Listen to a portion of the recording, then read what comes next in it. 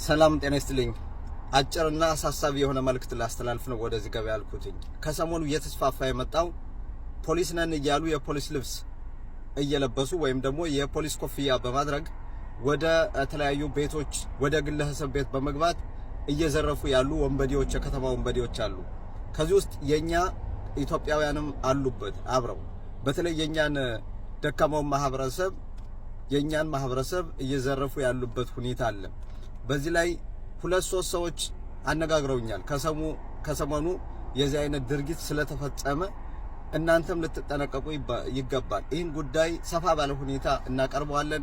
ሰዎችንም ይህ ክስተት የደረሰባቸውና የተዘረፉ ሰዎችንም እናቀርባቸዋለን። እስከዚያ ግን ጥንቃቄ ሁላችንም እንድናደርግ ያስፈልጋል። ፖሊስም ከሆነ የፍርድ ቤት ማዘዣ ከሌለው ወደ ግለሰብ ቤት የመግባት ፈቃድ የለውም በህግ ደረጃ። ስለዚህ ፖሊስ ነው በሚባል ሁኔታ ማንንም ሰው ወደ ቤታችሁ እንዳታስገቡ።